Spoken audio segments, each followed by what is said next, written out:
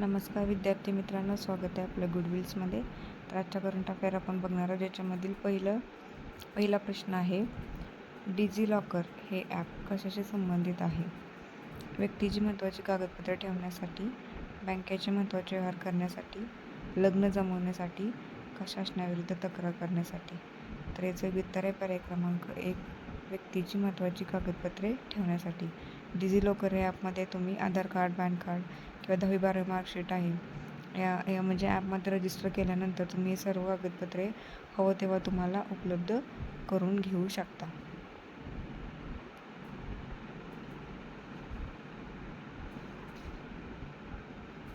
दुसरा प्रश्न आहे, माय गव्हर्नमेंट हे ॲप कशाशी संबंधित आहे?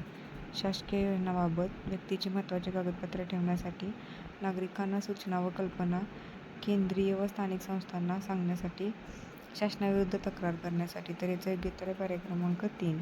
म्हणजे माय गव्हर्नमेंट या ॲपवर तुम्ही जे काही आपण सामान्य नागरिक आहे त्यांच्या सूचना आणि कल्पना हे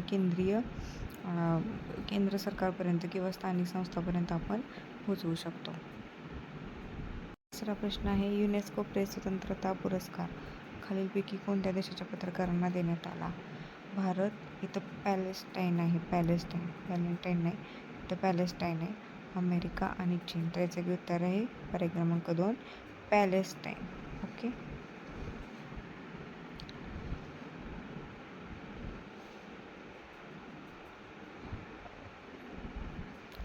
चौथा प्रश्न आहे, नुकताच युनिसेफ इंडियाचा राष्ट्रीय राजदूत बनण्याचा मान कोणास मिळाला आहे? करिश्मा कपूर, करीना कपूर, अक्षय कुमार, जेनेलिया. याचं उत्तर आहे करीना कपूरला युनिसेफ राष्ट्रीय राजदूत बनण्याचा मार्ग मिळालेला आहे. याच्यामध्ये ती प्रामुख्याने महिलांचे, विशेषतः लैंगिक अत्याचार या सगळ्यांच्या बाबतीत काम करणार आहे.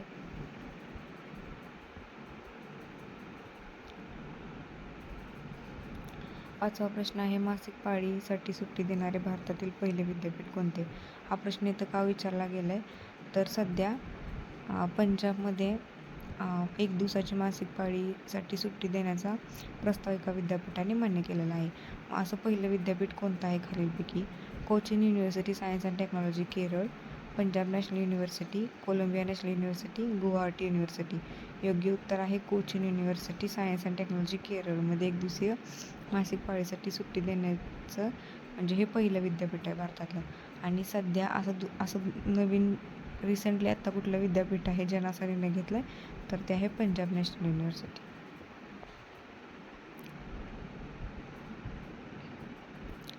चंद्राच्या अंधाऱ्या बाजूचे नमुने तपासण्यासाठी चीनने कोणती मोहीम सुरू केली आहे? Changi 6, Changi 77, Changi 8, Changi 9. तर याचं उत्तर आहे चांगी 6.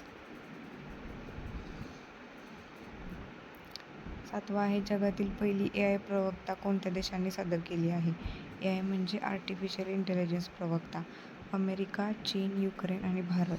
याचे उत्तर आहे पर्याय क्रमांक 3, युक्रेनने पहिली AI प्रवक्ता सादर केली आहे. आठवा प्रश्न आहे, रवींद्रनाथ टागोर यांना साहित्याचा नोबेल पुरस्कार कोणत्या पुस्तकासाठी मिळाला होता? दिव्यांजली, गीतांजली, महानायक, काव्यांजली. याचे उत्तर आहे पर्याय क्रमांक 2, गीतांजली.